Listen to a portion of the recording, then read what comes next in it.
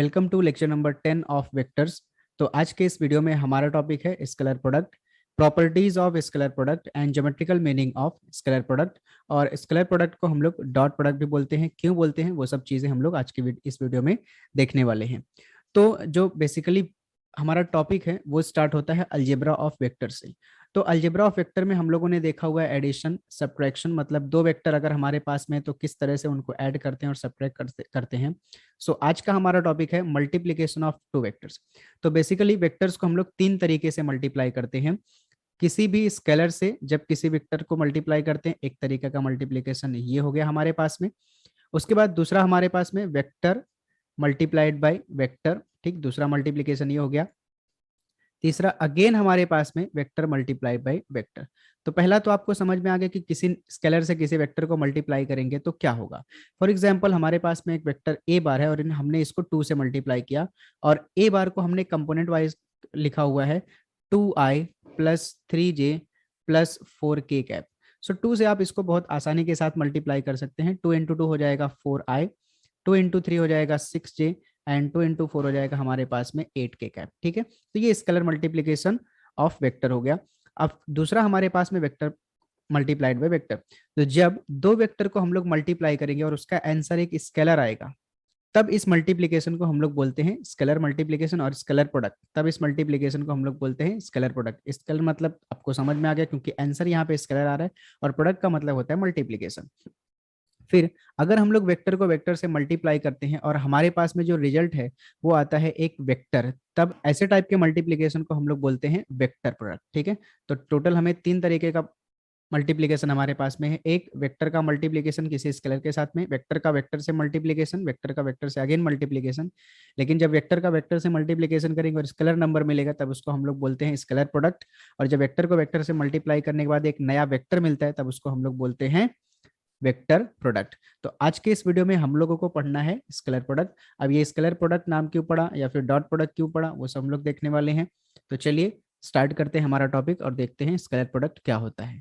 Okay, तो suppose करिए आपके पास में दो वेक्टर है। एक वेक्टर आपके पास में यहाँ पे ए बार है, दूसरा वेक्टर आपके पास में यहाँ पे क्या है, बी बार है। ठीक, इन दोनों वेक्टर के बीच में एंगल बन रहा है थीटा। ठीक है, जो बी बार का टेल है उसको हमने जो है ए बार का जो इनिशियल पॉइंट है उससे हम लोगों ने क्या किया हुआ है, ज्वाइन किया हुआ है। तो यहाँ पे एंगल हमने सपोज किया थीटा बना। नाउ ए बार को और बी बार को हमें मल्टीप्लाई करना है। ठीक है, सो ए बार को और बी बार को मल्टीप्लाई करना है। तो कैसे मल्टीप्लाई करेंगे देखिए। अब बी बार जो आपके पास में है, ठीक, ये रिजॉल्व होगा, दो तरीकों से रिजॉल्व होगा। एक तो ए बार के अलॉन्ग में जो बी बार का कंपोनेंट आएगा वो क्या होगा, मैं यहाँ पे लिखता हूँ।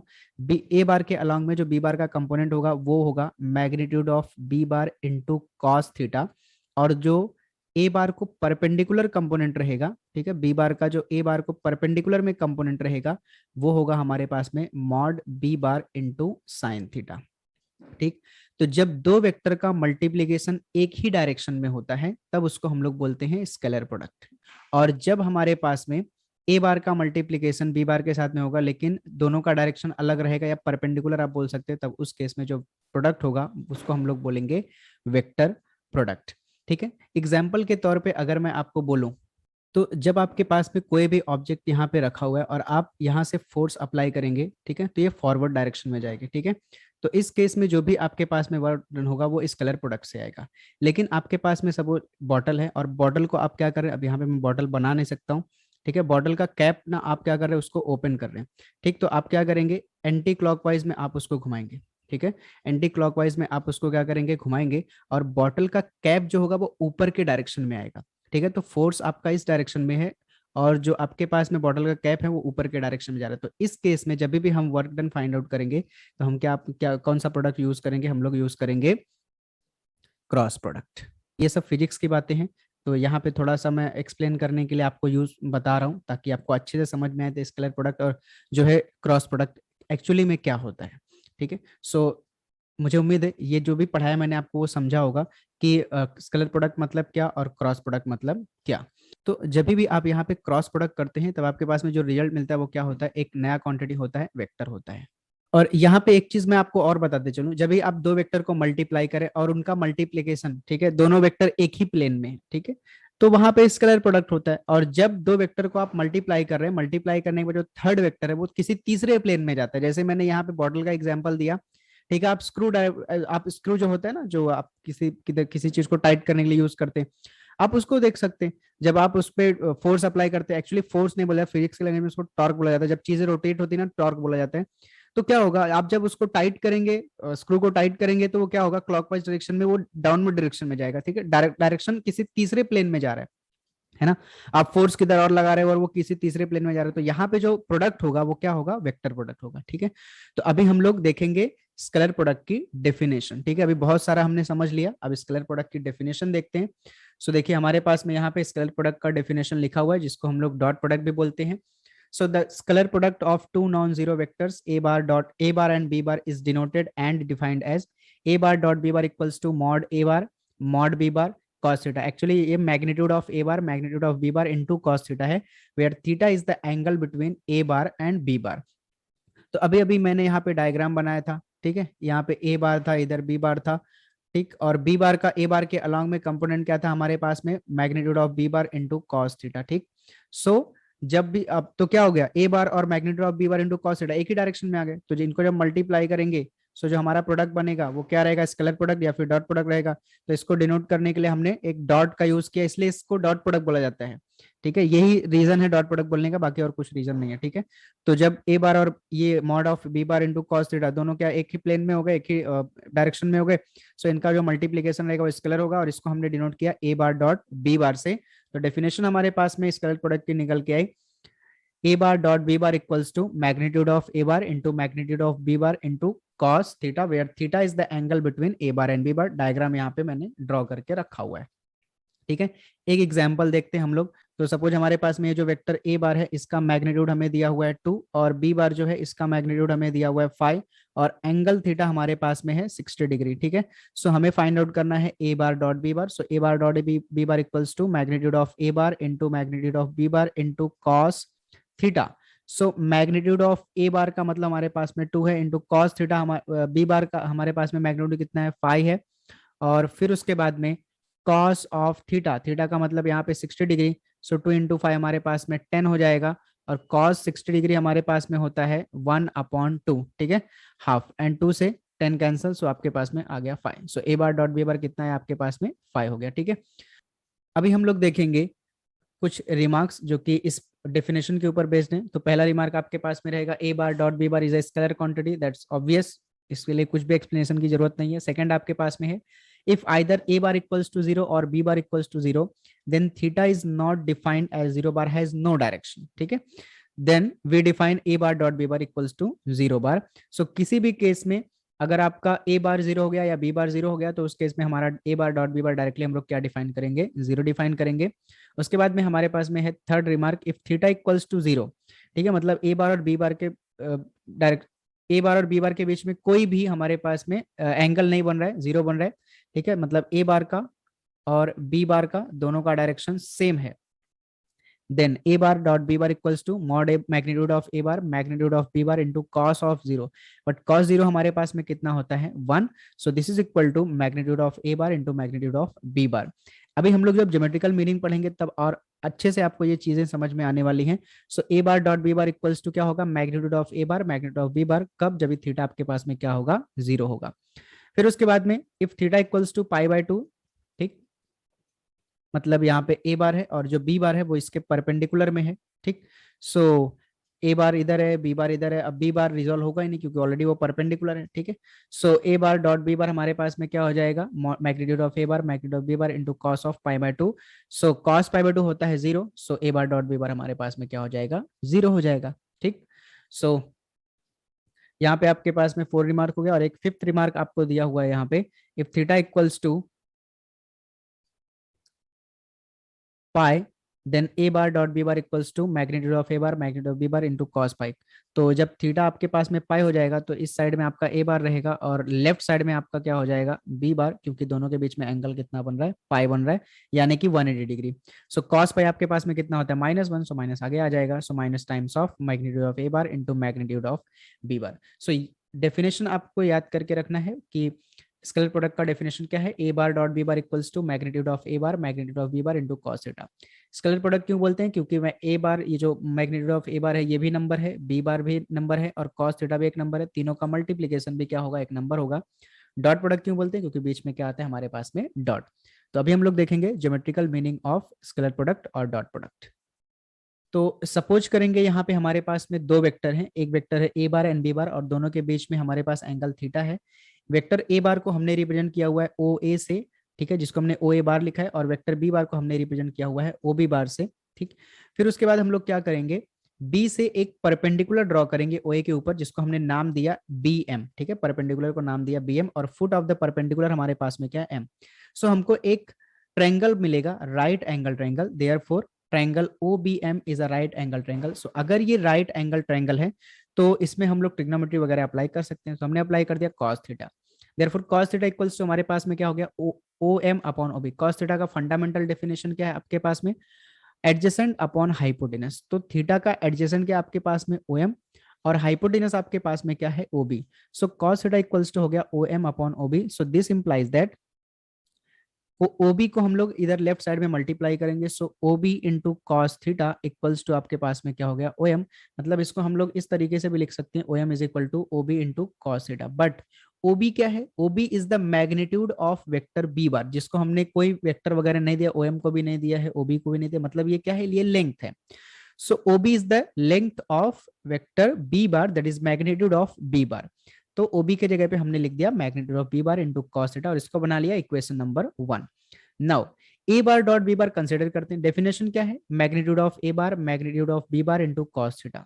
बट अगर ये आप यहाँ पे ध्यान से देखें, magnitude of B bar into cos theta की वैल्यू ऑलरेडी हमने क्या निकाल के रखी, ओ एम। तो इसके जगह पे हमने ओ एम पुट अप कर दिया, magnitude of A bar as it is है, रीजन भी दिया है from 1। Now magnitude A bar, magnitude of A bar हमने उसको थोड़ा वर्डिंग में लिख दिया, और ओ एम जो है, ओ एम अगर आप ध्यान से देखें तो ओ एम आपका प्रोजेक्शन है, इसको हम लोग बोलते हैं प्रोजेक्शन, ठीक है। मतलब जब यहां से हम लोग, ठीक है, लाइट आएगी यहाँ से आपके पास में, ठीक है, परपेंडिकुलर वे में हम लोग लाइट देंगे यहाँ पे, ठीक। सो जो vector O B b bar है, जो वेक्टर बी बार है वो ए के ऊपर कितना प्रोजेक्ट होगा, कितना आके पड़ेगा, ठीक है, that is called projection of vector B bar on A bar. So M वही है, दिख रहा है आपको, ये बी बार था, ये आपके पास में पूरा ओ से लेकर के बी तक का बी बार है। जैसे हमने यहाँ से लाइट डाला, सो आपका जो वेक्टर ओ बी बार है वो ए के ऊपर, ए बार के ऊपर आके प्रोजेक्ट हुआ, और कितना प्रोजेक्ट हुआ, ओ एम, जितना लेंथ ओ एम का होगा उतना ही प्रोजेक्ट हुआ है, ठीक है। सो ओ एम एक्चुअली में क्या है, projection of B bar on vector A bar. So dot product जो है ना, डॉट प्रोडक्ट किससे रिलेटेड है, प्रोजेक्शन से रिलेटेड है। मतलब यहाँ पे हमारे पास में projection of B bar on A bar का फॉर्मूला मिला, A bar dot B bar divide by magnitude of A bar. क्योंकि हमारे पास में ओ एम क्या है, projection of B bar on A bar है, और जो मैग्नीट्यूड ऑफ ए बार था इसको हमने ले जाकर के लेफ्ट साइड में डिवाइड कर दिया, ठीक। सो आपके पास में O M is equal to बना A bar dot B bar divide by magnitude of A bar. But O M क्या हमारे पास में प्रोजेक्शन है, किसका प्रोजेक्शन किसके ऊपर है, बी बार का प्रोजेक्शन किसके ऊपर है, ए बार के ऊपर है। सो हमारे पास में यहाँ पे एक फॉर्मूला बनता है, projection of B bar on A bar is equal to A bar dot B bar divide by magnitude of A bar. So dot product का मतलब क्या, magnitude of a vector A bar multiplied by projection of vector B bar on vector A bar. इसी तरीके से हम इसको दूसरे तरीके से भी लिख सकते हैं, मतलब A bar dot B bar equals to, हम यहाँ पे लिख सकते हैं magnitude of B bar into projection of vector A bar on B bar. इस केस में हमारा डायग्राम कुछ इस तरीके से दिखेगा, हमारा बी यहाँ पे रहेगा, ए हमारे पास में यहाँ पे रहेगा, और ए बार का प्रोजेक्शन यहाँ पे रहेगा, ठीक है। ये ए बार का प्रोजेक्शन है, ओ एम बोल दिया हमने, इधर ए है, इधर ओ भी बोल देते हैं, और इधर ए बोल देते हैं, ठीक, दैट्स सिंपल। सो ये फॉर्मूला आपको याद करके रखना है, इसके ऊपर आपको क्वेश्चन आएगा। अगर आपको बोला गया कि projection projection of A bar on B bar, ठीक है, तो इस केस में आपका फॉर्मूला क्या बनेगा, A bar dot B bar divide by, अब किसके मैग्नीट्यूड से डिवाइड करेंगे, देखिए अब बी बार के मैग्नीट्यूड से डिवाइड कर देंगे, divide by magnitude of B bar. So ये projection of A bar on vector B bar, ठीक है। सो ये आपके पास में होगा geometrical meaning of scalar product. तो क्या समझ में आया ज्योमेट्रिकल मीनिंग से, हमको ये समझ में आया कि जब भी डॉट प्रोडक्ट की बात होती है ठीक है, A bar dot B bar की बात होती है तो A bar dot B bar किसके इक्वल में होता है, एक वेक्टर का मैग्नीट्यूड, दैट इज हम यहाँ पे अगर बोलें तो magnitude of A bar into projection of B bar on A bar. ठीक है, तो स्केलर प्रोडक्ट या डॉट प्रोडक्ट किससे रिलेटेड है, प्रोजेक्शन से रिलेटेड है, अगर हम मैथमेटिकली इसको देखें तो। क्लियर हो गई बात। अब इसके बाद हम लोग पढ़ेंगे प्रॉपर्टीज ऑफ स्केलर प्रोडक्ट। तो प्रॉपर्टीज ऑफ स्केलर प्रोडक्ट और डॉट प्रोडक्ट में पहली प्रॉपर्टी आपके पास में कम्यूटेटिव प्रॉपर्टी। चूंकि आपको पता है अगर आपके पास में दो नंबर हैं या दो स्केलर, आप बोल सकते हैं 2 × 3 6 होता है, 6 होता है, 3 × 2 भी कितना होता है हमारे पास में 6 होता है, दैट इज कम्यूटेटिव। तो स्केलर प्रोडक्ट ये भी स्केलर ही क्वांटिटी, ए बार डॉट बी बार एक स्केलर होगा, नंबर होगा, बी बार डॉट ए बार भी एक नंबर होगा। ठीक है, तो आप कैसे भी मल्टीप्लाई करो कम्यूट करेगा। सेकेंड प्रॉपर्टी आपके पास में है distributive property, A bar dot B bar plus C bar equals to, so A bar dot B bar multiplied by A bar plus A bar dot C bar. तो ये सब simple simple properties आपको देखना है और इसका use करना है। जो प्रॉपर्टी इंपॉर्टेंट रहेगी मैं आपको बताऊंगा। थर्ड वन आपके पास में, let A bar B bar R vectors and M N R scalars, then M A bar dot M B bar equals to M N times of A bar dot B bar. मतलब scalar scalar से multiply होगा, यहाँ पे N रहेगा, M नहीं रहेगा, M dot M multiplied by N into dot product किसका होगा, वेक्टर का ए बार और बी बार का। फिर उसके बाद में आपको दिया है M A bar dot B bar equals to M outside A bar और डॉट क्या हो जाएगा बी बार। फिर आप एम को बी के साथ भी लिख सकते हैं। और कॉची स्क्वाड इनइक्वालिटी आपके पास में, magnitude of A bar dot B bar is less than equal to magnitude of A bar into magnitude of B bar. Note down करेंगे, अगर आपने दो वेक्टर को डॉट प्रोडक्ट करके मैग्नीट्यूड निकाला वो स्मॉलर होगा किससे, अगर आपने पहले मैग्नीट्यूड निकाला फिर उसको मल्टीप्लाई किया। ठीक है, ये दोनों चीजें अलग अलग है, सो इसको बोलते हैं हम लोग कॉची स्क्वाड इनइक्वालिटी। फिर फिफ्थ प्रॉपर्टी हमारे पास में है, a magnitude of A bar plus B bar का square is equal to magnitude of A square plus magnitude of B bar का square plus 2 times of A bar dot B bar. Important है, अच्छा है, याद करके रखेंगे सो बेहतर, अच्छी बात रहेगी। माइनस वाले में हमारे पास माइनस आ जाएगा, जैसे ए प्लस बी का होल स्क्वायर था वैसे ही है। सो A bar magnitude of A bar का square magnitude of B bar square -2 A bar dot B bar. फिर उसके बाद में अगर हमारे पास में A bar plus B bar multiplied by, या डॉट प्रोडक्ट बोलेंगे ज्यादा बेहतर है, A bar minus B bar equals to magnitude of A bar का square minus magnitude of B bar का स्क्वायर। सो ये हम, और नेक्स्ट प्रॉपर्टी जो हमारे पास में 6 नंबर की, ये इंपॉर्टेंट प्रॉपर्टी है। ठीक हो गई बात। So let a bar and b bar are two non-zero vectors, then a bar dot b bar equals to 0 if and only if a bar is perpendicular to b bar. So अभी अभी हमने यहाँ पे देखा, पीछे कुछ remark हमने देखा हुआ था, a bar dot b bar का हमारे पास में डेफिनेशन क्या है, magnitude of a bar magnitude of b bar cos theta. So अगर ए बार और बी बार दोनों एक दूसरे को परपेंडिकुलर है, मतलब हमारे पास में दोनों के बीच एंगल कितना बन रहा है, theta, that is equal to π/2। और जब आप यहाँ पे A bar dot B bar equals to cos theta के जगह पे π/2 पुटअप करेंगे, सो कॉस π/2 कितना होता है 0, और 0 इस बी को ए को मल्टीप्लाई करके आंसर आपको क्या बता देगा, 0 बता देगा। क्लियर हो गई बात। सो जब भी दो वेक्टर आपस में परपेंडिकुलर होंगे उस केस में आपका एंगल बनेगा theta equals to π/2। So this implies that A bar dot B bar equals to आपके पास में क्या हो जाएगा 0। और देखिए अगर आपके पास में A bar dot B bar equals to कितना आ रहा है 0 हो रहा है, तो आपका वेक्टर क्या होंगे, परपेंडिकुलर होंगे। अभी अभी हमने देखा प्रोजेक्शन का यूज करेंगे यहाँ पे, projection of B bar on A bar. ठीक है, सो कैसे था, जरा देखिए यहाँ पे, ये आपका ए बार था, इधर आपके पास में बी बार था। ठीक है, सो इसका डेफिनेशन क्या बना था हमारे पास में, A bar dot B bar divide by magnitude of ए बार।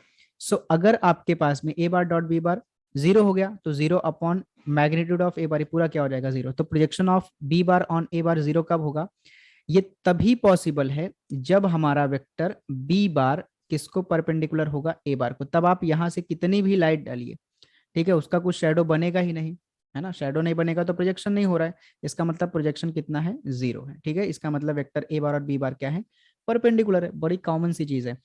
यहाँ पे एक चीज मैं आपको और बताते चलूं, कॉस ना यहाँ पे बड़ा अच्छा काम करता है। बहुत सारे लोगों को क्वेश्चन रहता है कॉस क्यों आता है, वो तो मैंने आपको ऑलरेडी बता दिया कि वो जो वेक्टर बी बार था उसको हमने रिजोल्व किया तो ए बार के अलॉन्ग में हमारे पास में कॉस आया, इसलिए कॉस आता है ना। लेकिन एक और चीज है, प्रोजेक्शन में भी इसका यूज होता है। देखिए जब आप यहाँ पे एंगल आपके पास थीटा है, ठीक है, सो आपका अगर एंगल जितना कम होते जाएगा दोनों के बीच में, उतना ही प्रोजेक्शन आपका क्या होगा, बढ़ता जाएगा। अगर आपका एंगल थीटा, आपने रिमार्क देखा होगा, आप ये 0 हो गया सो आपके पास में A bar dot B bar equals to होता है magnitude of A bar magnitude of B bar, जो कि मैक्सिमम है, ठीक है, मैक्सिमम है। अगर आपके पास में theta is equal to 90 degree हो गया, 90 डिग्री हो गया, तो अभी अभी आपके पास में रिमार्क है, अगर थीटा 90 डिग्री है मतलब ए बार और बी बार परपेंडिकुलर है, तो A bar dot B bar आपके पास में क्या हो रहा है, जीरो, ये मिनिमम है, ठीक है। सो क्या हो रहा है, मैक्सिमम से मिनिमम, तो यहाँ पे 0 से 90 मतलब 0 से 90 यानी कि एंगल क्या हो रहा है, इंक्रीज हो रहा है, लेकिन जो प्रोजेक्शन है वो क्या हो रहा है, डिक्रीज हो रहा है। तो जब एंगल 0 से 90 जाता है, ठीक है, इंक्रीमेंट हो रहा है, तो कॉस ही ऐसा एक फंक्शन है जो वैल्यू को क्या करता है, इंक्रीज, क्योंकि कॉस जीरो कितना होता है, 1 होता है, और कॉस 90 कितना होता है, 0 होता है। और इसको आप डायग्रामेटिकली देख सकते हैं, जब बी बार ए बार के ऊपर आ जाएगा तो प्रोजेक्शन जो होगा मैक्सिमम होगा, लेकिन थोड़ा सा ऊपर गया एंगल बना है, प्रोजेक्शन कम हो जाएगा, और ऊपर गया एंगल कम हो गया, और ऊपर गया और ऊपर। तो जब ए बी बार जो है वो ए बार को परपेंडिकुलर हो जाएगा, कोई प्रोजेक्शन नहीं होगा, 90 डिग्री का प्रोजेक्शन होगा क्या, नहीं होगा, जीरो प्रोजेक्शन होगा। बात समझ में आई क्या? इसके लिए हम लोग क्या यूज करते हैं, यहाँ पे कॉस यूज करते हैं, और वो तो कॉमन सेंस है कि भाई सेम डायरेक्शन में मल्टीप्लाई करना है तो ए बार और बी बार कॉस थीटा ही आने वाला है, magnitude of A bar magnitude of B bar cos theta ही आएगा, ठीक है। इसके बाद में हमारे पास में इधर इसका यूज करके हमने कुछ चीजें लिखी हुई हैं। सो देखिए, I bar I cap is a unit vector along X axis, J cap is a unit vector along Y axis, ये दोनों आपस में परपेंडिकुलर है क्योंकि एक्स एक्सिस और वाई एक्सिस परपेंडिकुलर है। तो आई डॉट जे क्या होगा, जीरो। सिमिलरली आई डॉट के भी क्या होगा, जीरो, और जे डॉट के भी क्या होगा, जीरो होगा, क्योंकि ये तीनों आपस में परपेंडिकुलर है, और दो वेक्टर अगर परपेंडिकुलर है तो उनका डॉट प्रोडक्ट क्या होता है, हमारे पास में जीरो होता है। और इसका हम लोग बहुत ज्यादा यूज करने वाले हैं क्वेश्चन सॉल्व करने के लिए, इसको मैंने ट्रिपल स्टार करके रखा है, इंपॉर्टेंट प्रॉपर्टी है। नेक्स्ट हमारे पास में है, for any vector A bar we have A bar dot A bar equals to magnitude of A bar का स्क्वायर। आप यहाँ पे डेफिनेशन का यूज करके देख सकते हैं। So A bar dot A bar equals to हो जाएगा magnitude of A bar into magnitude of A bar into दोनों, चूंकि दोनों वेक्टर सेम है तो दोनों के बीच में एंगल क्या बनेगा, जीरो। सो ये हो गया आपके पास में मैग्नीट्यूड ऑफ ए बार का स्क्वायर, और कॉस जीरो कितना होता है आपके पास में, 1 होता है। सो खत्म हो गया।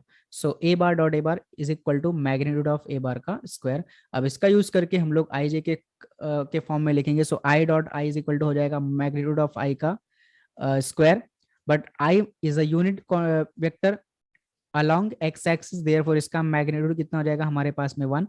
जे डॉट जे इक्वल टू हो जाएगा मैग्नीट्यूड ऑफ जे का square which is equal to 1, क्योंकि ये भी unit vector along Y axis, तो इसका मैग्नीट्यूड 1 होगा।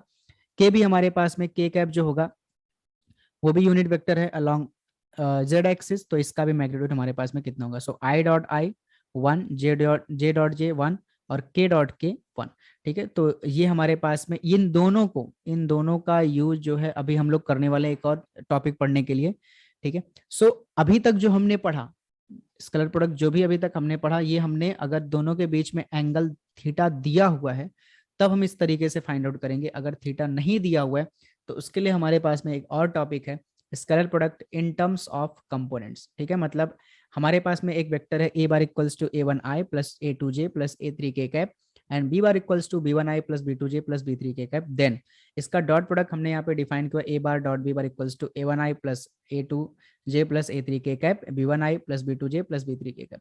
अब क्या करना है हमको, इसको मल्टीप्लाई करना है। सो देखिए, हमने कुछ प्रॉपर्टीज पीछे पढ़ी, ठीक है। हमने पढ़ा कि अगर हमारे पास में एम ए बार है, डॉट प्रोडक्ट इसके साथ हो रहा है एन बी बार का। सो एम और एन तो नंबर है, ये दोनों आपस में मल्टीप्लाई करेंगे, और डॉट किसका होगा, ए बार बी बार का, वेक्टर का डॉट होगा, बाकी स्केलर जो है आपस में मल्टीप्लाई होंगे। सो ए वन देखिए, सबसे पहले हम किसको उठाएंगे, ए वन को, किस में मल्टीप्लाई करेंगे, बी वन में, है ना। सबसे पहले बी वन में, फिर उसके बाद में बी टू में, फिर उसके बाद में बी थ्री में, ठीक है। सो क्या बनेगा, A one B one I dot I, फिर उसके बाद में A one B two I dot J, फिर उसके बाद में A one B three I dot K cap, ठीक। ये ए वन आई का पूरे ब्रैकेट से मल्टीप्लीकेशन हो गया। सेम इसी तरीके से ए टू जे उठाएंगे और सबसे मल्टीप्लाई करेंगे। So A two B one J dot I, ठीक। फिर उसके बाद में A two B two J dot J, फिर उसके बाद में A two B three J dot K cap, फिर उसके बाद में थर्ड वाला उठाएंगे A three, so plus A three B one K dot I cap, ठीक, प्लस ए थ्री के साथ में B two K cap dot J cap, फिर उसके बाद में ए थ्री के साथ में बी थ्री और फिर उसके बाद के cap dot K cap. But अभी अभी आप लोगों ने देखा कि आई डॉट जे या जे डॉट आई, ये दोनों कितना होगा हमारे पास में 0, क्योंकि ये दोनों आपस में परपेंडिकुलर है, और परपेंडिकुलर का डॉट प्रोडक्ट क्या होता है 0। और आई डॉट आई क्या होगा 1 होगा। तो जहां भी हमारे पास में देखिए आई डॉट आई क्या होगा 1, तो यहां से हमारे पास में बचा A1 और ये हमारे पास में है B2 आई डॉट जे, ये हो जाएगा 0, इसको मैंने खत्म कर दिया। A1 B3 आई डॉट के देखने का, आई डॉट के ये भी परपेंडिकुलर है, 0 हो जाएगा, तो मैंने इसको कट कर दिया, मतलब ये 0 बन गया तो मैं इसको कट कर दे रहा हूँ। जे डॉट आई ये भी 0 हो गया, जे डॉट जे 1 होगा, ठीक है। तो आपके पास में क्या बचेगा, यहाँ से A1 B1 और इधर से हमारे पास में हो गया A2 B2। फिर उसके बाद में ये जे डॉट के ये भी 0 हो गया, के डॉट आई 0 हो गया, के डॉट जे 0 हो गया, के डॉट के कितना होगा 1 होगा, तो आपके पास में क्या बचेगा A3 B3। ठीक है, तो इस तरीके से आपके पास मिलता है scalar product in terms of components. ठीक, तो इसके बेस पे हम एक एग्जांपल देखते हैं। सपोज हमारे पास में ए बार है 2i plus 3j plus 4k cap, और वेक्टर बी बार हमारे पास में i माइनस जे माइनस का k कैप। और हमें क्या करना है, ए बार को बी बार से मल्टीप्लाई करना है, यानी डॉट प्रोडक्ट निकालना है। तो ए बार हमारे पास में है 2i cap plus 3j cap plus 4k cap, dot product हमें करना है i माइनस जे माइनस का k कैप। नाउ यहाँ पे नोट डाउन करेंगे, यहाँ पे A1 B1 आया, A2 B2 आया, A3 B3 आया। सो A1 और B1 ये दोनों i के कंपोनेंट्स हैं, ठीक है ना, i के स्केलर आप बोल सकते हो कोएफिशिएंट है। सो A1 का B1 से मतलब i का i के साथ मल्टीप्लीकेशन हुआ, फिर जे का जे वाले के साथ में हुआ, तो A2 और B2 आया आपके पास में, A2 B2। फिर A3 का B3 के साथ में मल्टीप्लीकेशन हुआ, ठीक है, तो आपके पास में A3 B3 आ गया। मतलब हमें करना क्या है, हमें 2 को किससे मल्टीप्लाई करना है, यहाँ पे सेकंड ब्रैकेट के i से। i का कोई कंपोनेंट हमारे पास कितना है 1, तो 2 multiplied by, so 2 multiplied by हमारे पास में कितना हो जाएगा 1, प्लस 3 टाइम्स ऑफ जे का हमारे पास कितना है -1, और के का कंपोनेंट हमारे पास में अगले ब्रैकेट में है -1। So this is equal to 2 into 1 2 हो गया, 3 इंटू -1 -3 हो गया, 4 इंटू -1 -4 हो गया। सो 2 -3 आ जाएगा -1, एंड -1 -4 आपके पास में हो जाएगा -5। ठीक है, स्केलर प्रोडक्ट नेगेटिव भी हो सकता है, पॉजिटिव भी हो सकता है, जीरो भी हो सकता है। क्लियर हो गई बात। तो ये आपके पास में हो गया scalar product in terms of component.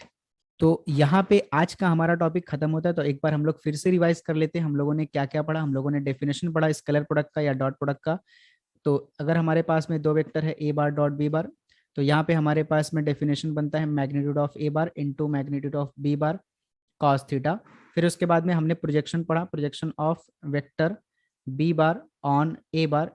सो इसका फॉर्मूला हमारे पास में A bar dot B bar, ठीक, डिवाइड बाय मैग्नीट्यूड ऑफ ए बार।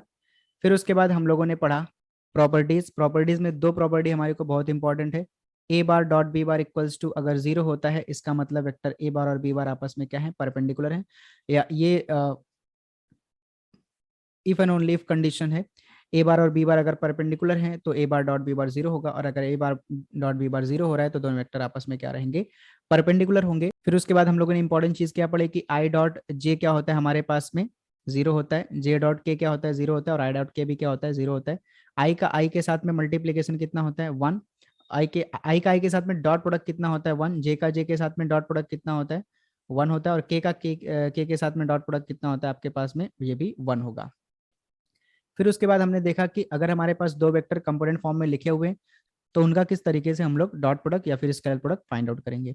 तो आज के इस वीडियो में इतना ही, और बाकी जो है इसके ऊपर एक्सरसाइज है वो हम लोग नेक्स्ट वीडियो में देखने वाले हैं। सो मिलते हैं नेक्स्ट वीडियो में, तब तक के लिए take care and thank you so much. और अगर आपको वीडियो अच्छा लगता है तो आप अपने दोस्तों के साथ में शेयर करिए इसको, जिसको नीड है उसको भी आप शेयर कर सकते हैं। और आपको कोई डाउट है तो आप कमेंट करके बता सकते हैं, मैं उसका जरूर वीडियो बना करके अपलोड करूंगा। ठीक है, तो अगर आपने चैनल को सब्सक्राइब नहीं किया हुआ है तो चैनल को जरूर सब्सक्राइब करें, और साथ ही बेल आइकन को प्रेस करें ताकि आपको कोई भी नई वीडियो मैं अपलोड करूं तो आपको उसका नोटिफिकेशन आए, और आप जो भी टॉपिक है जैसा भी है आप उसको देख सकें और अपनी स्टडी कंटिन्यू कर सकें। सो मिलते हैं नेक्स्ट वीडियो में, थैंक यू सो मच।